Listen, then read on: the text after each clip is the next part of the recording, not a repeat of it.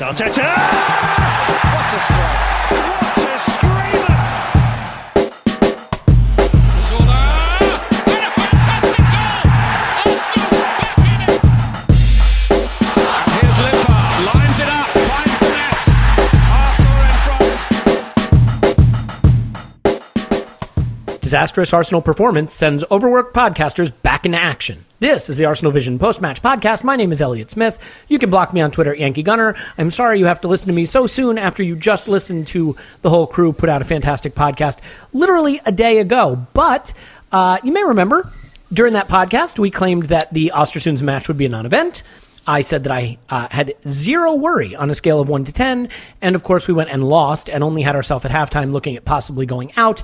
So now we have to do another podcast. And the man who had the foresight to rank it a 4 out of 10 is the man who is here to take all the accolades, and that is Clive. You can find him on Twitter at ClivePAFC. Hello, genius. Hello. You had it right. 4 out of 10. Now, to be fair, here's what's funny, right? You said we have to see how they look after the first 5 minutes. Do you remember what I said in response to that? I can't remember, but I want to hear it now. I said, sure, could we be 2 goals down after 20 minutes or something like that? So between the two of us, we really sussed it out.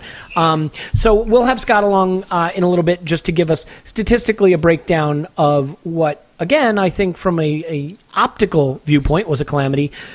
Clive, the first thing I just want to do here really quickly is, it's funny how social media can come back to haunt you. So Arsenal posted a lot of cutesy videos this week of the manager having fun with his team in training, punching his players and tackling them and getting, nutmegged and stuff. It was all so fun and cute, and then this happens. So in retrospect, the manager said we prepared the right way, we worked the right way. I'm not trying to put too much emphasis into a silly little social media video, but would you say that in retrospect that approach to the pre-match build-up might have been a mistake? Maybe. I think the whole approach, and we have sometimes you just got to think, right? The whole approach to the game was the whole approach to the game was this is over. What's the score going to be? Is it going to be 5-6? Is it going to be 8-0? But wherever it's going to be on aggregate, and that can't help but seep into players' minds, right? And I always say, first 5 minutes, have a look, see how we look. The team he picked, I looked at it, I thought, he hasn't quite gone young and he hasn't quite gone experienced. So he's in this halfway house where players are going to wonder. You've got some saving their legs for the game 3 days later, and you got some thinking, well, I'm not playing, so how motivated are they? And normally you see 1 or 2 that are busting a gut to try to get into a cup final team. I could spot maybe 1 for 45 minutes, and that was it. And I just thought there was so many errors in selection, formation, motivation, how we made changes. Yeah, we just got it wrong. We got it wrong. Massively wrong. There's a couple of things to unpack here in terms of how we got it wrong, and I think you touched on something really interesting there, Clive. Just the point of, you didn't see anyone busting a gut to try to get into the cup final team. And I do think that part of the problem with Arsene Wenger over the past few seasons is everyone knows his team now, right? The players that are in the first team that maybe don't deserve it keep getting picked. The players that are on the fringes that maybe should be forcing their way in don't get picked. And so there is no sensation that if I go out and light it up against Östersunds, I might get into the side. You might remember last year in the FA Cup, our second team destroyed Southampton's second team, and there were some really bright performances there. But it had no bearing on the manager's selection thereafter. Everyone got dropped and everyone got restored. And that kind of eliminates that incentive to think if I put in a real performance here, it's going to impact my future at the club or my immediate future. But one player whose immediate future is probably having to have both feet or legs amputated from overuse is Hector Bellerin. Just really quickly, I realize in hindsight we may have needed more experience, not less. But at some point, Hector Bellerin has to get some rest. Were you shocked that he started this game?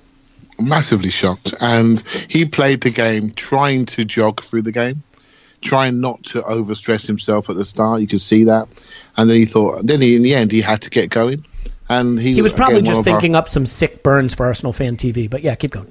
Yeah, he had to keep going, didn't he? He had to start running off the ball. He had to start doing something, because if he didn't, there was no penetration coming. I mean, Kolasinac, he was much better in the second half. And we start to see wide, aggressive runners in wide areas. And when I see that, we look better, right? So we really are lacking wide men with real speed and devil who can handle a big space. We've got one or two maximum, one on the right side and one or two on the left side. And that's it. And so we have no options and we have to play him. And I just felt he got it wrong. He just needed to maybe, again, pick a formation where more people are more comfortable. I know I keep saying it. You guys must be bored of me, but just play a back three. So bored. That's why I forced you to do a podcast with me today. Play a back three. Reece Nelson could play right wing back. Then you get another player who's desperate to play. He's a kid that's not signed his contract, by the way. So what have we done? We've totally pissed him off. We give him 20 seconds at the end. He could have played right wing back. Kolasinac played left wing back. Left centre back. We could have dropped a left wing back. We could have dropped El Neni into a back three, and then you could hide the kids in centre midfield. Do you see what I mean? Oh, of course. You can hide them in there, and you can say, Jack, you be the brain in there. You got some legs around you, and you got Iwobi in there for experience. You have Mkhitaryan for experience, and you just load that area, keep the ball. Kids are next to each other, and you go from there. Wide areas are full of people with fresh legs. That's what you need in wide areas, not people on their 50,000th game. You just need fresh legs in those areas, and we go from there. But we didn't. We went back to the 4-3-3. We had El Neni running everywhere, but not being where the ball should be. Is it the 4-3-3, or is it that sort of weird 4-1-4-1 that he's suddenly seemed to fall in love with El Neni playing between two banks of four? Well, he wasn't playing between two banks of four, Fair and enough. that was the issue. I think what he did, and we have let's have a talk about a couple of things, right? So El Neni, what is he at the moment? So yesterday Egyptian? he decided he was going to be an Aaron Ramsey mimic, so running everywhere, right? So, Aaron Ramsey might run everywhere, and I don't always like it, but I'll tell you what, when he runs into the box, something might happen. So there's nothing going to happen when any runs in the box. So what's he doing that for? He left Ainsley Maitland-Niles completely, and maybe that was his role, but I couldn't quite spot it to be the one who was the deepest. And so, again, I think we're misreading Maitland-Niles. I'm going to say it now. We all want him to be Gilberto, but I think he's more Vieira. I think he's much more progressive, and that's what eventually is going to be. And the reason why I say that is I don't think he smells danger. He's somebody who can recover danger with speed, but the higher you go up with adults, if you recover from goal side, you are going to make fouls. They will get you fouled. They will get you yellow carded. That's exactly what happened to him. Recovery speed works at youth football. It does not work at man football continuously in the centre of the pitch.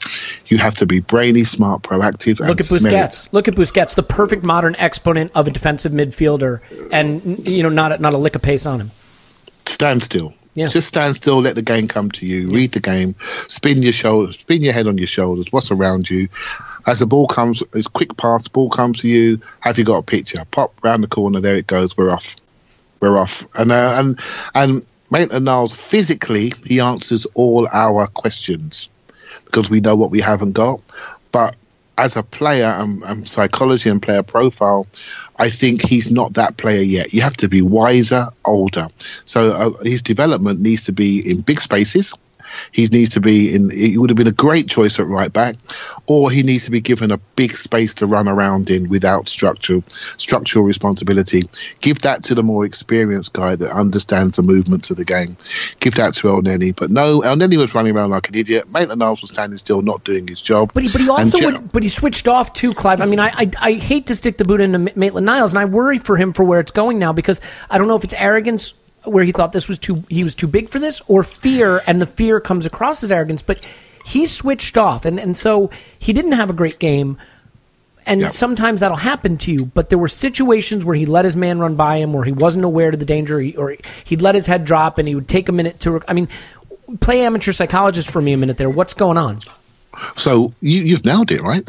So this is when you watch a player, always watch what he does well, easily, and instantly the first time you see him, and then watch what he doesn't do well and what he finds more difficult and what errors he repeats.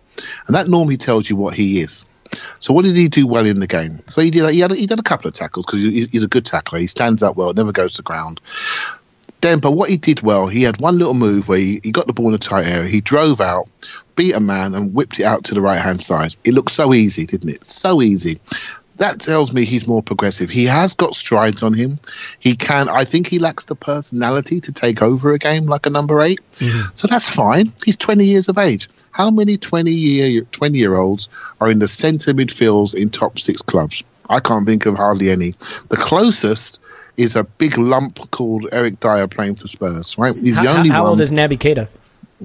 Not too sure. Probably close. About 22, something like that. 22, 23. And he's a £50 million player, right? Yeah. So there isn't many playing in the top 6 of that age. Because it needs a level of experience and a level of nous or a special technique or physicality. Physically, he's got all the answers. Technically, he's got a lot of answers, but what he hasn't got is top-level experience to allow him to manage the intensity and the pressure of playing for Arsenal yet. But that's okay. And I've always felt his best development would be to be the backup right-back to Hector Bellerin. And if that takes a year and a half, I was always fine with that. And have a few minutes in easy games in centre midfield to build up your experience. So eventually you can be that player. It's important we get him right, or we could lose him. And it's quite sad to see him go off yesterday. And now he's got a question mark against him when really he's been one of the bright sparks of the season. Mm-hmm. Yeah, I mean, well, so here's a question then. I mean, I guess one thing we should just ask is what next for Maitland-Niles? And this is a worry for player development at Arsenal right now because the manager decides it's his time to start stepping into a midfield role, and he throws up a performance like this where he's taken off at halftime. And now what? I mean, the manager surely can't trust putting him in the central midfield anytime soon. And does he go back to being... I think it's too early. Do you remember anything desperately bad that he did? I mean, it looked like the occasion got to him a little bit to me. I mean, it looked like he was doing that thing some young players do where their head goes down, they start to not trust themselves. You know, he didn't give the ball away that much. That was happening everywhere else. Mkhitaryan was giving the ball away left, right, and center. I thought Jack Wilshere had his worst performance since he was sort of restored to the squad and has had this resurgence, and we'll come on to him in a bit. But I just felt that from a body language standpoint, and I know it's dangerous to read that, but also what he did without the ball struck me as he froze. I think he froze, and especially as the game started to get away from us, I think you could see that he was a little overawed by the situation. We needed someone who could put their foot on the ball in midfield and give us some control. And he did. Jack. Well, yeah, and Jack wasn't doing it particularly. So he was playing too far forward. You want to do the 10 versus deeper midfield thing? Well, well, there you go. You've nailed it. You don't even need me, mate. All right. Well, Jack, that's been Clive. You can find him on Twitter. Well, you're absolutely right. He was playing too far forward, and he was having to make channel runs. I mean, Jack's many things, but he's not a runner in big distances. He's not a support striker, and that's where he was being played. Exactly, and in the end, he made so many sprints forward without getting the ball. He absolutely knackered himself. He was dead on his feet after a half hour. So why don't you just if you're a manager, you're thinking, okay, I'm not sure what I'm going to get, but between El Neni and Jack Wilshere, I'm going to get some brains at the base of my team. I'm going to get some metronomic continuity, tip-tap pass. They know where to stand. And you know what? I've got a young kid. I want him to have some time in centre midfield. Don't worry about it. You just go where you feel it. You just go, Maitland-Niles. Go and feel the game. You've got big legs on you. If you see something, you see a chance to get forward. Get forward. Just enjoy playing the centre of that pitch. Be aggressive when we haven't got the ball, and when we have got the ball, be aggressive going forward. And you've got your two experienced guys behind you that are going to look after you. No, what do? We put Maitland-Niles in front of the back four, where he's least experienced. We got El Neni down doing a Ramsey impression, and we got Jack running the channels. I mean, how wrong can you get it? Pretty wrong from the looks of things. I mean, well, I want to finish up on players that maybe deserve some criticism, because I want to get to the manager and what I perceive to be the really, really worrying thing about this game besides everything.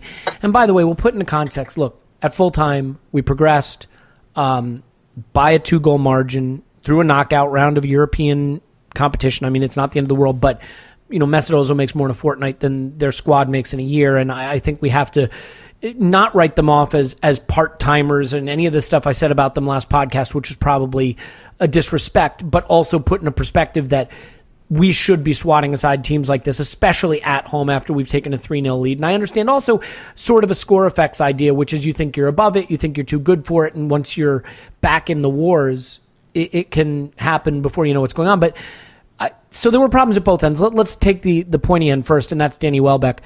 We have Aubameyang. He can't play in this competition. We have Lacazette, who's injured, and we have Danny Welbeck. And those are the strikers at the club, unless you want to go down to Nketiah, who I guess is knocking on the door. Yeah. Danny Welbeck, for me, looks physically and psychologically shot in a couple of ways. Now, I don't want to say that he was ever Thierry Henry, because he wasn't, but his runs used to be a little more intelligent. He used to cause problems. He used to use his physicality and his burst to create issues. What I see now is a guy who makes runs from the center into the channels with his body shape such that when he receives the ball, he can neither shoot nor deliver the ball to another runner or another teammate. He puts himself in positions where he just totally neutralizes the danger for the defender on his own. I am really, really concerned because Danny Welbeck is essentially the number 2 striker at the club while Lacazette is not fit and number 1 in this competition. Is it time to start? And I know the manager made some comments about Welbeck's 2 terrible knee injuries and needing to stick with him and seeing things in training that excite him, but even taking the physical side away from it, the way he plays, the way his runs sort of snuff out danger instead of creating danger, are you worried that we may have a real problem being able to rely on Danny Welbeck? We got a problem relying on him as a main centre forward. I still think he's a good second forward. I like the problems he causes, even though they're unstructured and I don't know where they're coming. But I've always liked him on that left-hand side because I think he's energetic. I think he causes problems for people. I think he moves people around. I think I don't want to give up on him. He's our player, right? He's our player, and we need to back him because we're going to need some minutes from him. You know, he can't be the number 9 with the responsibility to score the goals and lead the line, though, right? I mean, he does not have that in him. No, he doesn't. And when he was that player, he had a goal-scoring Sanchez behind him. So his responsibility was pressing, stretching, and creating space for Ozil and Sanchez, and it worked. But they're the ones with the technique, the assuredness on the ball, with the execution ability, and the goals. Right, so Welbeck, if he scores 9 goals a season, that's enough. But he's got to cause problems to defenders to create issues for them, to create moments when the other 2 can benefit. When he's the main centre forward, we're now looking at him and saying, well, now you've got to do it on your own. And I don't think he's ever been that player. He's never had the responsibility of leading a line for a top team for more than 1 or 2 games in a row without the support behind him. So we've given him behind him Mkhitaryan and Jack Wilshere. That's not really a lot of goals there, really, historically. Well, we don't know about Mkhitaryan yet, but that's not a lot of goals. There's a huge responsibility and expectation of Welbeck. And let's be honest, I think he's falling, he's crumbling under that weight of expectation at the moment. He looks like he's a little bit much psychologically, and physically we don't know where he is. And so you put 2 and 2 together, and we get what we got last night. It's not great, right? Well, I think last night really lifted the lid a little bit on this squad depth and where we've left ourselves. I mean, I understand that some of the business we did had to be done. Theo, Giroud, I totally understand why we did it. The Alexis for Mkhitaryan thing. I'm not sure I can understand entirely why we sold Gabriel, and this is the next thing. I mean, you got 5 center backs, 5 legitimate center backs at the club. I don't think you can count El Neni. I don't think you can count Kolasinac or Monreal. They're not center backs. So especially in a back 4, you have Koscielny, who is a star, an aging star, who's on the decline probably and has Achilles problems. You have Mertesacker, who's retired. You have Mustafi, who has real quality in him, but calamity in him as well. But I guess you'd say in Koscielny and Mustafi, you have a pairing you just about would trust, sort of. And then you have Chambers and Holdings. Holdings? Well, I'll tell you what they're not holdings is anyone from getting in on our goal. I mean, these 2 playing with a senior player like a Koscielny sometimes look functional. Playing together, it wasn't even close. Are you concerned that we defensively are going to be a tire fire because of the personnel issues at center back? Right, so here we go, right? So the other day we had a great chat, didn't we, about fandom. We had a great chat about being respectful, not abusing players. And then last night, I nearly lost it, right? Watching this, I nearly lost it. And I am concerned about a number of players at the club that hide behind other players. So Chambers and Holding, when given the responsibility, they're not ready at the moment to deal with it in the 2. They're back 3 players. They need a Mustafi or Koscielny to get them through. We've got someone like Welbeck, really, who's not ready to take the responsibility of leading Arsenal's line. He needs a Sanchez, he needs a Aubameyang, he needs a Lacazette who can hold the burden so he can then flourish. We got Lacazette that people have doubts about, but I think his doubts will go away. We need to stick with him. Aubameyang, no doubts, leader. Ozil, no doubts, although he has moments where he disappears, but he's a leader. We have a number of players, Iwobi another one. When the responsibility is put on them, they don't deliver. So they're sitting behind the skirts of the team leaders, and they're Arsenal footballers. But when the responsibility and expectation falls on their shoulders, you look at their quality and it stares you in the face. They can't do it. They can do it when a lot of the first teamers are around, but they can be a support striker, they can be a support actor. But when it comes to leading the play, you are the star actor of the show. What have you got? What have you got? And I tell you now, without being overly critical on any singular player, we all watched the game. We know what we saw. How many times did we give the ball away? Did you have any expectation when he was running forward that something good was going to happen? Well, I didn't. Right? He just didn't have it. Well, you know what worries me with Iwobi, and I'll let you get back on this just a second, is this is a pretty regular starter for Arsenal now. I mean, we can't be calling Iwobi just a young player trying to break into the team forever when he's getting regular first team action. I mean, he is a starter most days for Arsenal right now, and I cannot think of a game. I cannot think of any game that he's grabbed by the scruff of the neck, where he's flashed some flair and excitement in the attacking half. And this is a guy who's been playing as a forward, one of the two behind the striker a lot, or as a more advanced midfielder, or even a winger. Even Oxlade-Chamberlain, as much as I did not care for him, had games where he flashed that insane threat and ability, and you thought there's a player in there. Iwobi does things, I get it, that take a little more culture to see. Maybe carrying the ball through the midfield out of pressure sometimes, or being a little more calm on the ball, having a dribble. But he does not give you the kind of attacking flair that you'd expect from a player who has become a regular in the first team. And on a night like this, against far inferior opposition, this is a night you'd like to see Iwobi step up, get more aggressive in the attacking half, take more responsibility, and really trust his quality to be too much for them. And he did the opposite. He gave the ball away. He was sloppy. He didn't look switched on. In their first goal, he was caught napping, as several of the others were. That's my problem, Clive. It's like, this is a game where Iwobi should be like, this is my chance for the Emirates quote-unquote crowd to really see what I've got. And he went missing.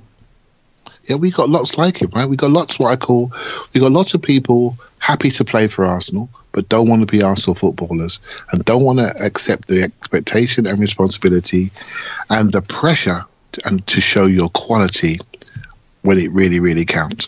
So this was the moment for Iwobi. This was a moment for Welbeck. This was the moment for Holding and Chambers.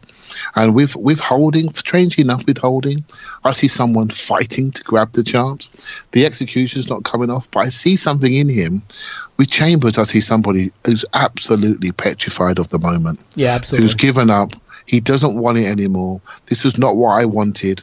I'm not sure. It was a great idea. He was interviewed this week saying I need to play more, by the way, too. So this isn't how you back up those statements. He needs to play more, but it's not with us. We need to loan him for 1-2 years, give him a chance to build a career. There is no problem with this, by the way. In football, you don't fail. You just reach your level. And the important we don't have any thing center backs, though. We sold Gabriel. That's the thing. We can't afford to let Chambers go out. we need to let him go out next year, and we need to buy 2 centre backs because he's not of the right standard. He's not of the right standard. This is not personal, and there's no issues. He is right there. He's played for England. He's had a great under-21 career and all the rest of it. But he is not going to hold Arsenal together in a back two, in a back four. Sorry, in a 2-man central defence. We all know it. We're not idiots that listen to his podcast or on it. Tell me what your eyes are seeing. What your eyes seeing? He's got no lower body power. When people move him around, he can't move with them. His ability to pass the ball is now going because he's lost confidence. He's got no speed over 5 yards, 10 yards, 15 yards. In the air, he's okay when he's ultra aggressive. He is not the player to hold the back line. And when he gets nervous, he gives the ball away like crazy. I mean, his passing from central defense is such a liability when he's nervous. I mean, we saw that game all those months ago against Liverpool, that first half where it kept going to a Liverpool player. I mean, he puts us in under more pressure than he saves us. Yeah, he just lacks a. I tell you now, I've said it for a while now. I think he's closer to Eric Dyer than anything. And Eric Dyer is quite an average centre back, but what they do, they use his ability to sense danger and just provide a platform for other people, and they put him in front of the back four, and every tackle he makes is okay, and every tackle he misses, there's two other people behind him. Do you see what I mean? So the pressure of being that man is not. He doesn't deal with it very well. Eric Dyer played centre half for Spurs against Arsenal in the home game. He looked terrible. He was one of the main reasons Spurs lost. We moved him around. He couldn't handle it. Davinson Sanchez had to work really hard. He was everywhere, and basically, he's not very good in the back line. But they recognise his weaknesses. And for their system, where they like to have fullbacks that go high, they say, "Okay, mate, we're going to go back four. You sit here. When our centre half split, you drop in the middle." So basically, Chambers could be a more defensive El Neni in that hybrid sweeper role that we sort of developed for a short period. If you want to get a player, you got to say, "Well, okay, you're not very quick. You have got aggression and you can pass the ball.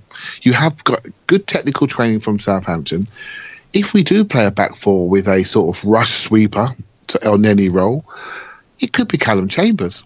But then we have to build around him. If we're not going to do that, let the kid go out and play football somewhere else. Yeah. Let him go and play at another club where he's under less of a spotlight, where he can develop his career. He doesn't get abused by us Arsenal fans, or even the quiet ones, quiet abusing, who just don't think he's at the right standard. It's not his fault. He needs time to play. He's at Middlesbrough last year. He did quite well. That's championship standard. He comes to Arsenal, injured, not got off the season to a good situation, back three formation to start with, does okay, into a back four, rabbit in the headlights. He's got a decision to make. What am I going to be?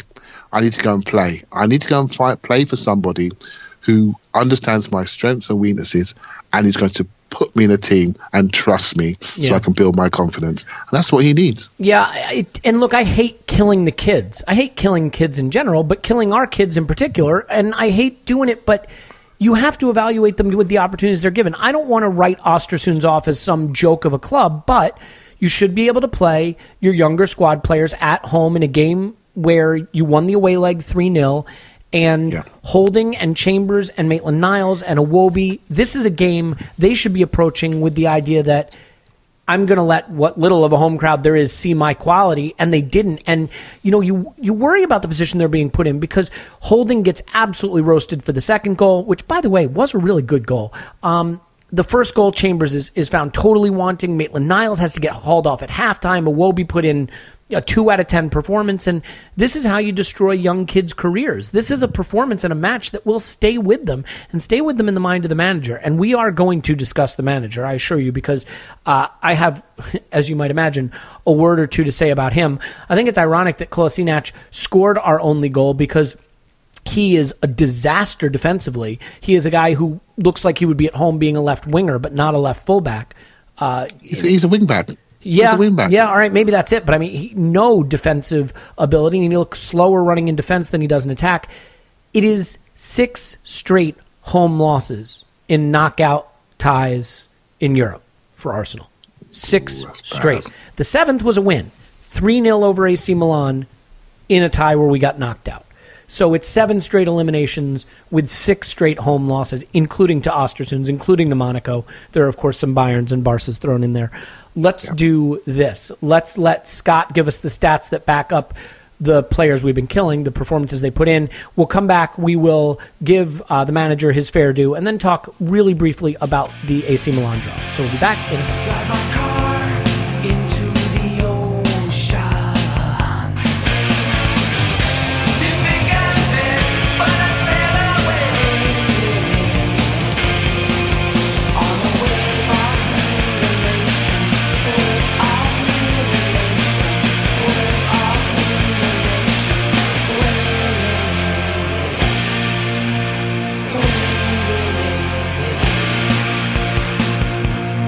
as ever, it is always helpful to find out what the spreadsheet thought of the players that were a disgrace. So Scott is here to do that. You can find him on Twitter at @O_that_crab and find his great work at crabstats.blogspot.com and theshortfuse.com. Hello, Scott. Hello. So first things first, overall on XG, I think we actually out-XG'd them, didn't we? We did end up out-XGing them in the end, and most of that came in the second half when Granit Xhaka came in and really kind of settled down Arsenal's performance. A sentence no one thought you would ever utter, but yeah. So how did it come out? So overall, it was 1.5 to 0.8. And then at halftime, before Granit Xhaka came in, it was 0.6 for Arsenal and 0.78 for Östersunds. So Östersunds really only added a little bit more in the second half. Yeah, they were on top of us for that first half, and then we got a little bit of control of it. And once we got the goal, I think the game, I don't want to say petered out, but did a little bit. So then, to my eyes, the real problem in this game was sloppiness.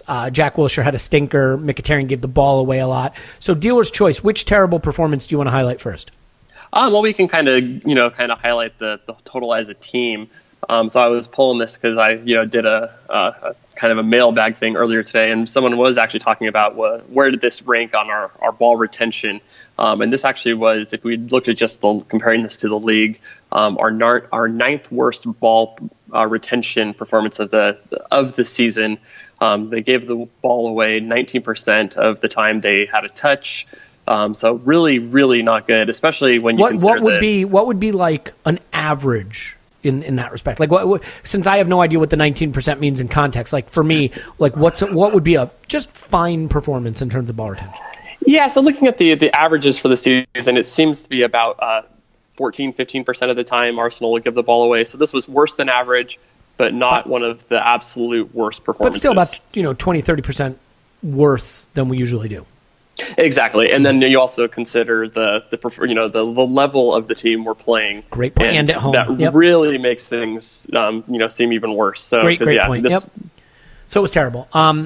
Sorry, I'm stepping all over you here. So then, how about individually? I mean, who was the biggest contributor to our profligacy? Mkhitaryan by far was the worst. He really filled into that Alexis role of giving the ball over and over again. But worse than what Alexis used to do is he used to actually, come up with something to kind of redeem himself. And Mkhitaryan really didn't have one of those things to redeem himself. He gave the ball away 47% of his 47% of his touches. So really, really bad. Wow. And he, the things, 0 shots, 2 chances created, but none of those came from open play. So both of them one of them was either from a corner and one of them was from a set play. So really, neither of those are great chances that he created. 0 for 3 in take-ons. Didn't really get well in passing into the box, just 5 of 12 on those passes where you really expect him to excel, especially against a team of Östersunds quality. And it was just, not the best night for Arsenal's new guy.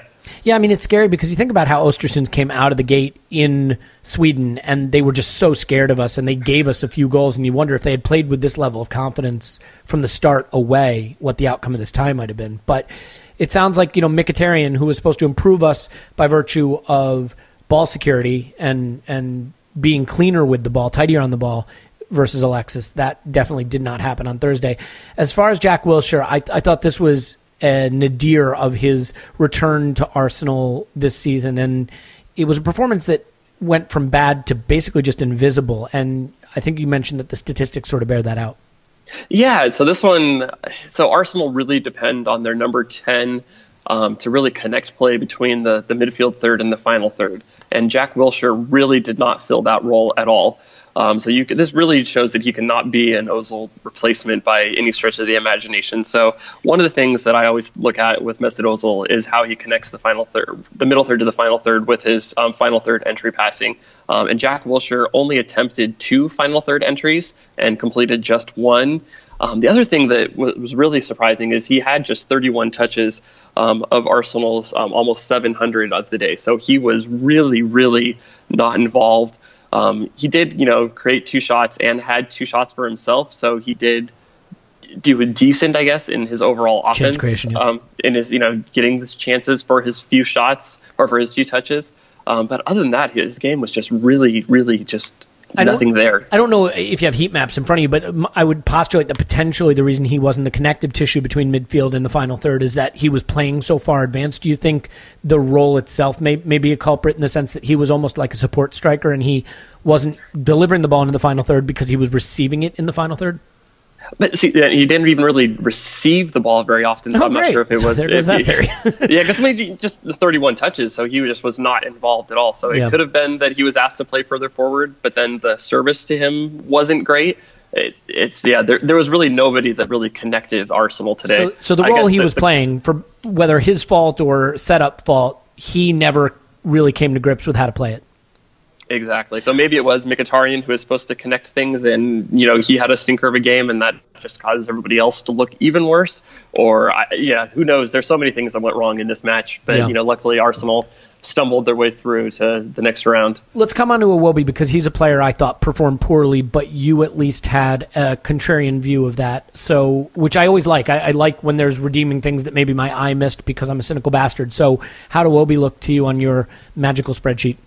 Yeah, so on a night when nobody looked good, I thought Iwobi was the least bad of all of the players. Actually, I will shout out to Granit Xhaka, who really probably was the best player overall in the night, even though he only played 45 minutes. His, just came in and kind of solidified the match and kind of gave Arsenal a little bit of presence when they didn't have any to begin with and were running around all helter-skelter in the beginning of the match. But going to Iwobi, so I look at the offensive value added, and he actually led Arsenal on the day with a .77 offensive value added. He was the only person to create a big chance for Arsenal. That was the Danny Welbeck header on a really nice little chipped cross. He actually was the leading dribbler for Arsenal, 4 of 9. On the day, he had the highest carrying value added, so being able to move the ball forward with dribbles. He was one of the few players that didn't really kill themselves with losing possession. So there was a lot of failed dribbles things. Count as a loss of possession? So those 5 dribbles he didn't complete. Does that mean it resulted in the ball going to the opposition?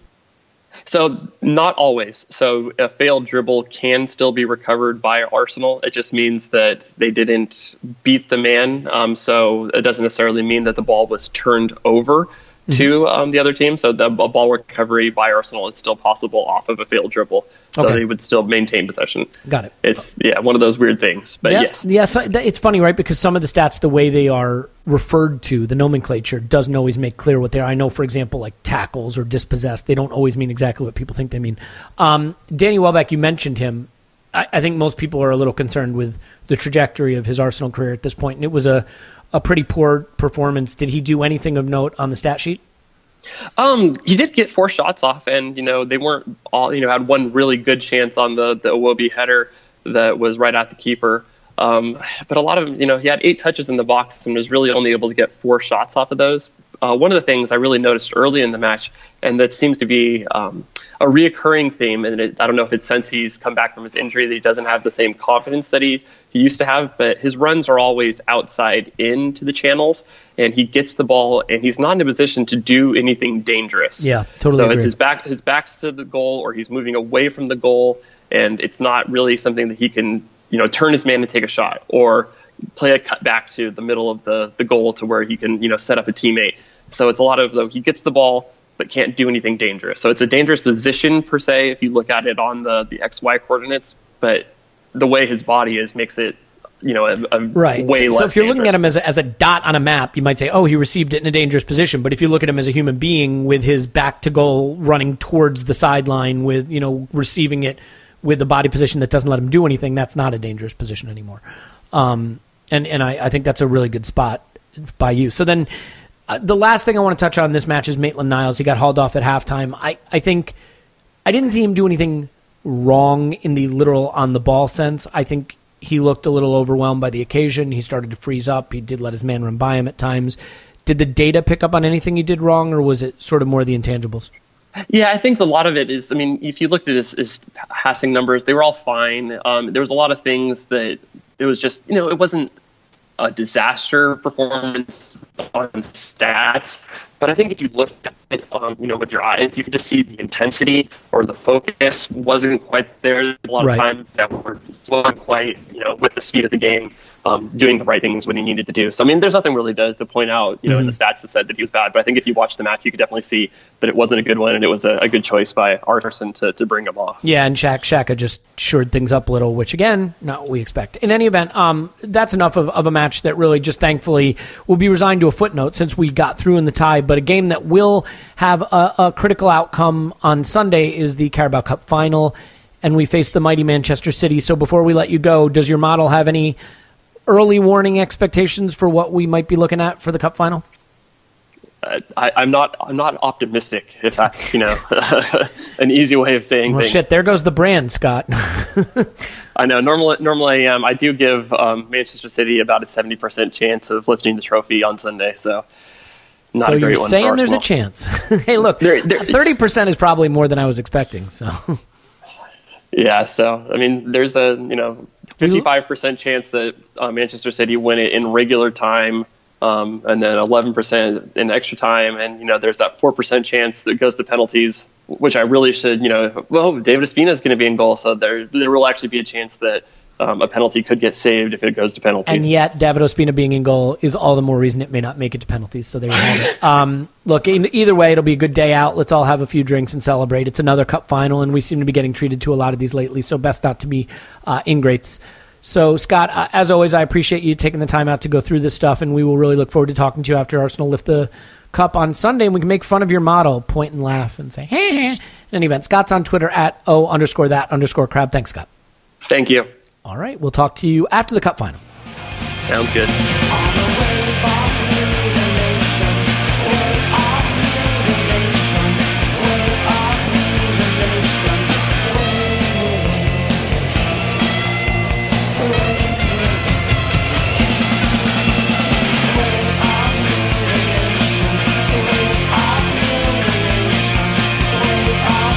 Okay, so we're back. The statistics tell the story. Again, a lot of sloppy performances. One player we didn't really talk about, Clive, and I want to touch on it a little because it comes up in Scott's statistics. Henrik Mkhitaryan. We swap Alexis for him, and I realize why we had to do that deal. Look, even if we hadn't made that move, we're losing Alexis for free in the summer, so fine. And Mkhitaryan may still turn out to be a star for us. But I think the thing that a lot of people said about Alexis is he gives the ball away too much. This might be addition by subtraction in a way that getting Mkhitaryan, who moves the ball quicker and is better on the ball, could improve us, even if he doesn't have the goals and assists that Alexis necessarily have. He might speed up our play and make our play more coherent. Well, he's turning the ball over a ton. His passing was horrendous against Östersunds. I mean, do you have some concern? And I realize this is a guy who played irregularly for United, who's going to struggle to find some of his best form. But again, on a night like this, where you had quite a few young players and there wasn't a huge demand on us in terms of the position of the tie, this is a chance for Mkhitaryan to sort of guide these other players through it and let his quality shine, and that didn't happen. Did that worry you? Not really. I've got to be honest with you. I'll tell you why. If you looked at him, he was a little bit wide a lot of the time. I like to have seen him a little bit more central, and be the one that's charged with transition, getting us through the big spaces. Well, we could be talking about every player Arsenal has bought for 10 years about them getting stuck out wide and wishing they played more central. I mean, ask Andre Arshavin about that. Yeah, but there was Jack trying to make those central runs. They were 15, 20-yard runs that his body's not suited for. With Mkhitaryan, he's much more suited to that. And with Mkhitaryan, I look at him and say, okay, you're not the most consistent, you're a little bit Maverick-like, but you've obviously got ability and you've done it at the top level for many years. Champions League, Bundesliga. You're good enough to be bought for Manchester United, and we wanted to buy you 2 years ago. So we know you can do it. All right, so we look him, he had a bad game, but we know you can do it. We've now got to find the right role for you. If you're anywhere near Ozil and Aubameyang, that role's going to be fine. Right, so no concerns for me. I've got more concerns about the ones that looked a bit scared. Chambers particularly. I've got more concerns about them. Mkhitaryan is somebody that I won't rush to judgment on because he's developing. I mean, look at Alexis Sanchez at Manchester United. They're starting to have concerns about him, right? He's just somebody adapting to the team. Right? And it doesn't mean he's not talented. It doesn't mean he can't do it. It just means, okay, what's my role within this team? I played 2 or 3 games, and the teams have massively changed in those games. 2 of those have been Europa League games. The one time we played the 2 times we played a first team game. One was Everton, which was absolutely fantastic. Yeah. The second one was Spurs, where we didn't quite get things right. With our approach, it's far too defensive, and I didn't quite get the counter attacks I wanted to get, and I ended up disappearing in the game when Spurs got more intense. I can deal with that, so we've got to find a way to get him into our team. I honestly believe he's a player that can play deeper, and I think that's where he should end up. We need a lot more pace and devastation and dribbling skills higher up. We mustn't be obsessed with having too many midfielders, because we become too easy to plan for, because we like to pass to each other. So we have a great passing statistic, but we don't have enough directness, devastation, dribbling and power. And the players that are providing that right now is Danny Welbeck, and he's lacking a change of pace. He looks quite gallopy, but he's not. That little burst has gone. Theo's gone. So Theo's always had the athletic movement, so we missed that change of pace, that explosion. Oxlade-Chamberlain has gone, so another one. Wherever you think of him, he's got an unbelievable explosion and pace as he goes forward. Speed is one thing, but change and pace and your ability to stop is what makes defenders scared. Running like Danny Welbeck, galloping at one pace, that's not going to make anyone scared. But that's except Arsenal fans. But that's where he is right now physically, and we've seen him do better than that, haven't we?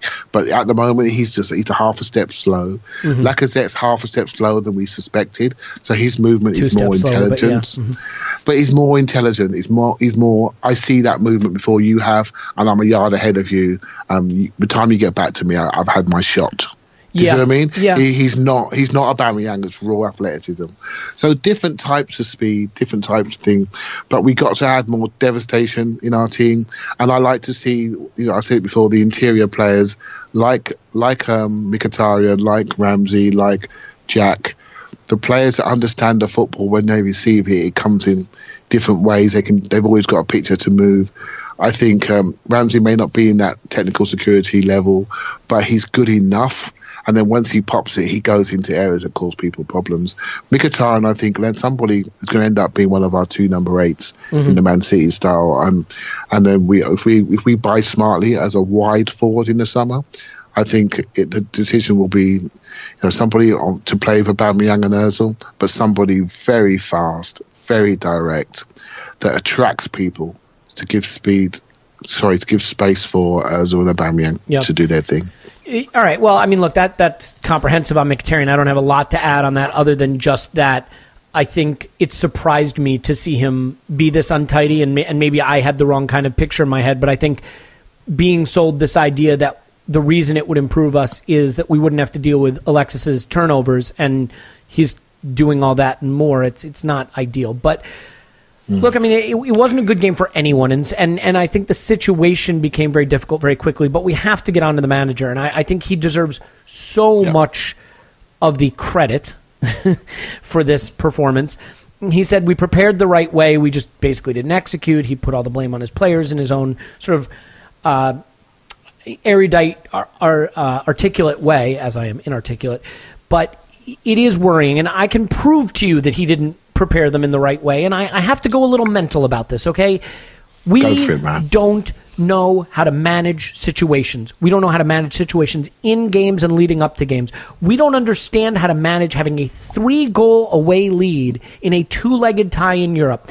If you prepare the right way, and you know you're putting out a second-string team, you say, look, get your foot on the ball, get into your passing game, keep it compact, stay close to each other. You don't have to go buccaneering up the pitch. If you have a runner, you can find him. But for the most part, let's kill off the first 30 minutes. Get rid of any thought they have in their head that they can do something against us. The will go out of them, and we can just choke this tie off. We'll get a goal or 2. It'll be done. You know what? Get your feet on the ball. Get comfortable in your passing. That's the instruction. That's the instruction. Just don't court danger. And yet, 3 minutes into the game, we are caught up the pitch with them having numerical advantages running at us. And all game long, and early in the game it started, they had numerical advantages running at our defense. We showed no tactical nous, no understanding of the situation, just the sense that we could go have fun and go attack them. And it we paid for it. And, we won this game. We didn't win the game. We won the tie. And in the end, I guess you'd say comfortably. But at 2-0, there were opportunities for them. And at 3-0, we lose that tie. I promise you that. 2-0 was a disaster, an absolute disaster. 1 goal from extra time. And I think I'll sum it up with the way they scored their goal, Clive. The way we scored our goal. Yeah. In the moment where we scored our goal, we created one of the dumbest situations in the history of football. It's 2-0. So at 2-0, you tell your guys in the dressing room, all right, guys, 2-0 stinks. Let's get control of this game. Let's not take unnecessary risks. If we lose this game 2-0, we still go through. Now the priority is going through. Let's imagine this is AC Milan, and we win in Italy 3-0. And they get 2 goals in the first half, and it's halftime. What would you be saying? You'd be saying, keep it tight. Don't give away easy goals. Don't get caught out of position and up the pitch. Keep it tight. 2-0 loss is still good enough. Well, that's what happened against Östersunds. And here's what happens within 5 minutes of the restart. We get the ball up the pitch. Bellerin gets to the byline and he crosses it. The cross doesn't find an Arsenal player. It finds their defender. Now, he winds up miskicking it and Kolasinac scores. If he does not miskick that, let me explain something. There are 7 Arsenal players ahead of the ball. 7 Arsenal players, outfield players, within 8 yards of their goal with a 1-goal lead in the tie. That means going back the other way, they have a 4-on-3 advantage numerically all the way up the pitch, running at pace against Chambers and Holding into space if that defender doesn't miskick the ball and just puts it out 10 yards to his midfielder standing in front of him. Then what? Then what happens? And that is the thing, Clive. I mean, the thing that does my head in is, fine. The manager can't kick the ball for them. He can't make Danny Welbeck make the right runs. He can't make Iwobi, stay alert and switched on all the time, although maybe he can have some impact on that. He can't make Chambers or Holding better one-on-one defenders. But he can give them instructions about not being caught with 7 outfield players 8 yards within 8 yards of their goal with a 1-goal lead in the tie. And again, we score a goal from that. And so it sounds like, you're just complaining for nothing. I'm not complaining for nothing because these are the situations we routinely find ourselves in. We do not manage situations. And I'll go back to the Monaco defeat in the Champions League. It's 2-0 Monaco, and we get a goal back. And what do? The minute we get the goal back, we go racing into their half. We switch off to the danger. We just keep chasing, and they go get, a 3rd goal, right? Yeah. And that kills the tie for us. And so, Clive, this manager seems to have lost the ability to either deliver the right message or get his message across. But how do you wind up in situations like this where you can't just put your foot on the ball and have some control, where you have to constantly be this vulnerable in every game you play? Right, so that's fantastic, right? So you now got me thinking, and it comes back to the Spurs games. So when Arsenal go to a football match, we have a plan. So we may have a plan. We have one storyline. We may have a plan to 15 minutes at 0-0. We have a plan to go 1-0 up, and then if the game opens up, we counter-attack and we pick people off because we're smart on the ball, right? But with football now, you have to go into games with multiple plans. You've got 3 substitutions. So you got 6 or 7 on the bench. Sorry, I can't remember. 6 or 7 on the bench. And basically, you can create multiple game scenarios, multiple plans. At 0-0, at 1-0 down, at 1-0 up. And everybody should know what they are. At 1-0 up, certain subs should get up straight away. Just no, it's my chance, because I know the game scenario that we planned before, at 1-0 up with 25 minutes to go, I'm coming on, or at 1-0 down, the wingers and the forwards should be getting up, because we know at 1-0 down, we're going to take this person off, take that person off, and we're going to add speed in whatever it may be. What often I find with watching Arsenal, we have one plan. Let's see how we start. Okay, we started okay. Okay, let's carry on playing that way, and let's see how it goes. And if it goes well, we then react to that situation. If it goes badly, I'm not quite sure how I'm going to react, but hopefully... If it goes badly, it's like that gif of what's-his-name who walks into the room with the pizza and everything's on fire. Have you seen that one? Yeah, That's exactly. what it is. We are the embodiment of that gif. it comes back to managing details and in-game scenarios, and I don't think he puts enough emphasis on this. And I speak to a guy on Twitter, his name's Phil Simmons, right? He's a very smart coach guy, and he keeps telling me it's all about the training, and I keep dismissing him, right? But I'm telling you, it's about the training. We are not detailed enough in training. There's not enough emphasis on game scenarios in training. You can see when the emphasis is with Arsenal, it's all on flow, receiving the ball, moving the ball. And when we move the ball quickly, we are a very nice team to watch. But when we don't, we haven't got anywhere else to go. Right? So, and it's, I tell you, Phil, he's absolutely right. Our in-game management is poor, and our training details, emphasis, intensity is very poor. We're just not at the level anymore. And we have a manager that's just basically trying to survive. He's trying to keep people on side because he actually does not want to stop doing this job. And that's what's happening. And, you know, there was a good program on Sky last night. I haven't watched it, but I caught like 1 minute of it. And Matthew Syed, a journalist for The Times, and he didn't want to say it because he knows that Wenger's an erudite man. He's well respected by intelligent people. We know he's got a fantastic holistic view on football. And it's a bit of all of us that respect him and like him. But there's a lot more people starting to dislike him because he's now visibly holding us back. He's just lost the edge. He's not at the top level. I mean, here's what I don't understand. You can say to these guys, go out, enjoy yourself. You got a 3-0 lead, fine. But here's what I want. Alex, listen, if it gets to 1-0 to Östersunds in the first half, I want you to just play 10 yards further back. Okay, I just want you to drop in a little deeper, get a little closer to Maitland-Niles. Right? I mean, why can't, or El Nani, listen, you can run around, cover the pitch, go box to box, but if they get an early goal, I want you to sit in 5 yards ahead of Chambers and Holding and just protect that space a little bit. And we're going to be a little more compact, and we'll let Danny make the forward runs, but we'll just sit in a little and control the game for a while to make sure we don't get into trouble. I mean, could the instruction possibly have been, all right, here's the deal, guys. If we give up 1 goal, panic.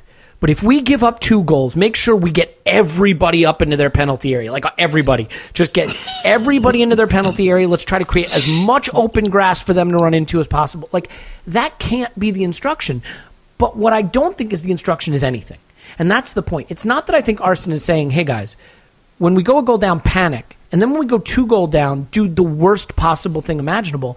I think his idea of training or his idea of coaching, do I think he screamed at them in the dressing room? I think he did. Do I think he tried to motivate them to work harder? I think he did. Do I think he said, all right, look, this is it.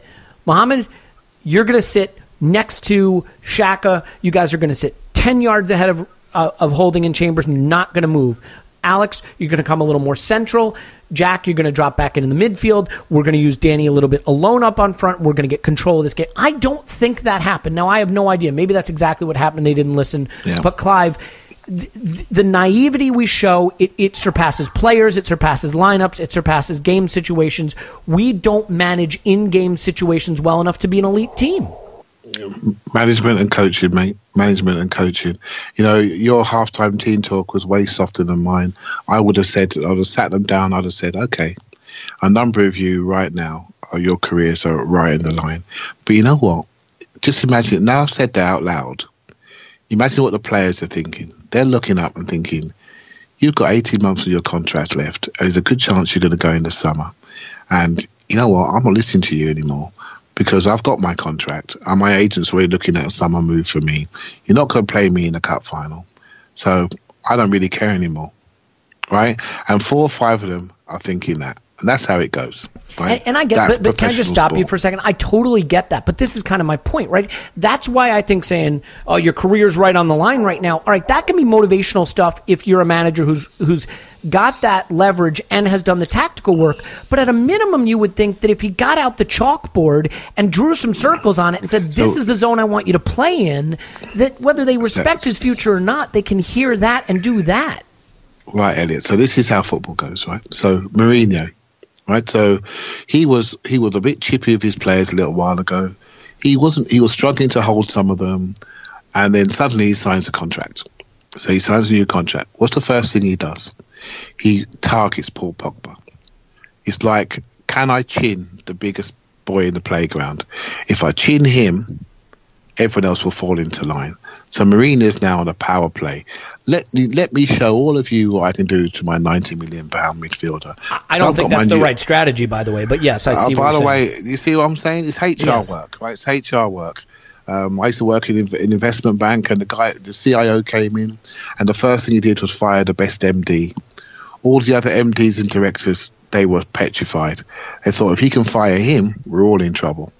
Right, so, and that's what people do. That's management. That's leadership. That's organisation management. I totally get that, and I think there's an argument. But Wenger can't do that. Everybody knows he's in departure lounge. Everybody within the club knows it's time for him to go.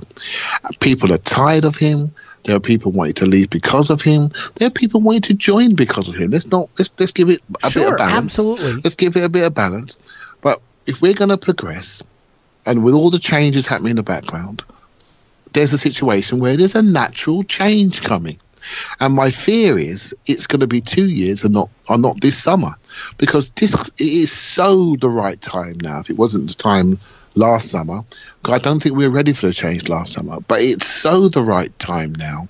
And it's very important that it happens, because the apathy of this season in the fan group won't be the same next season. I guarantee you that. Right, so, and we're speculating about what he says in his team talk and things like that.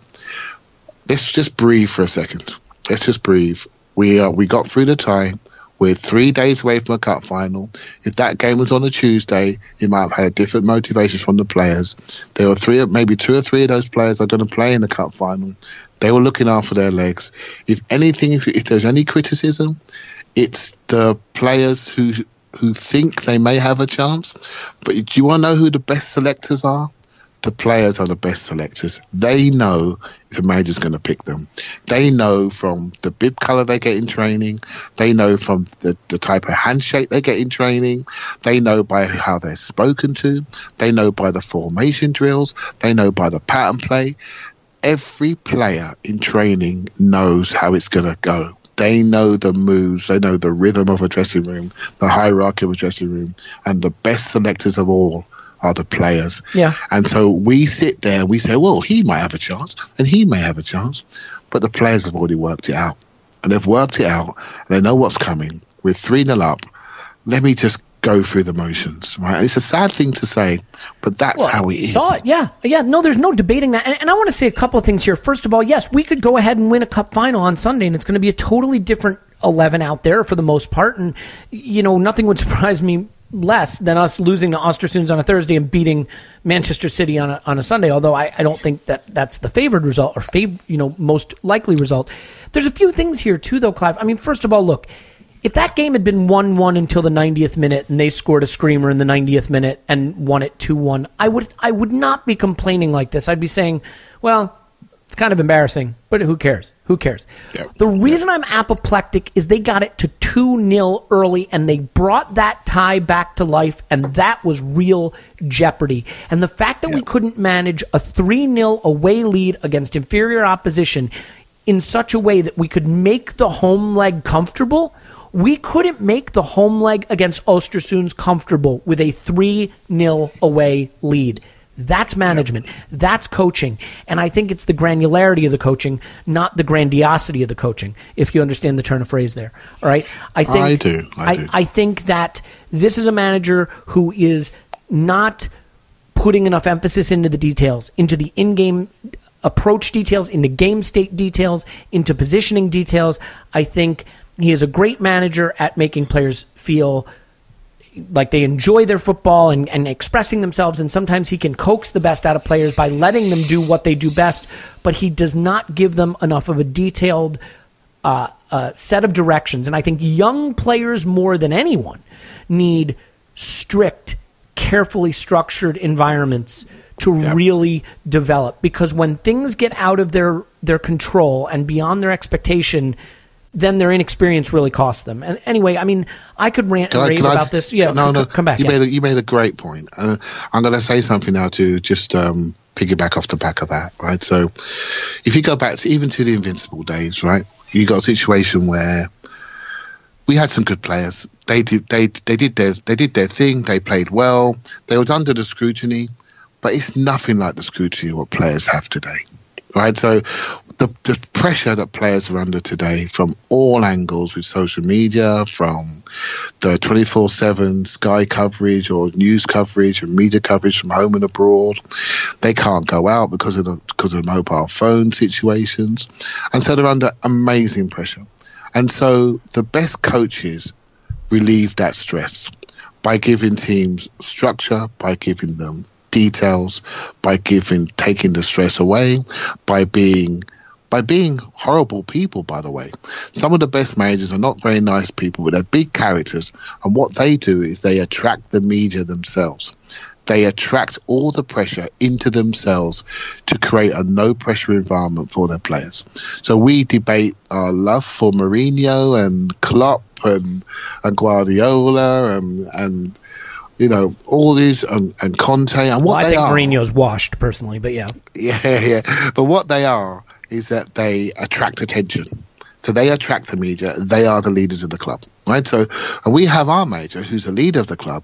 But what he does is he puts pressure on the players to be creative. He puts pressure on the players to create the shapes. Mm-hmm. He puts pressure on the players to be intelligent in different situations. And to salvage a situation when it goes wrong. Because they can't say, oh, the manager told me that if it goes wrong, I'm just going to do this. Or you know, El Neni's going to come stand next to me for a few minutes, and that's going to give me a partner to make these wall passes, and then I'll be a little bit comfortable. They don't have that. So now they're thinking, shit, what do I do? Exactly. They're young men. The quality of them is potentially not as high as we've used to in previous years, but we are not helping them. We are not creating a situation where they can be comfortable. So I'm looking at Calum Chambers. And by the way, I've seen Calum Chambers play against Manchester City, and he played really, really well.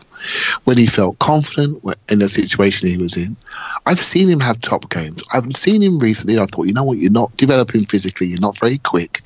But let's just flip it. Let's flip that coin for a little bit. If you were his parents, I'll be thinking, oh my goodness, what are you doing to my son? You are not creating an environment where he can play. He doesn't know where to stand. He doesn't know what his job is. You know, it's obvious he's a right-sided centre-half in the back three at best. That's his best position. He's quoted that. And we're not giving him that situation to play. We're put under incredible pressure.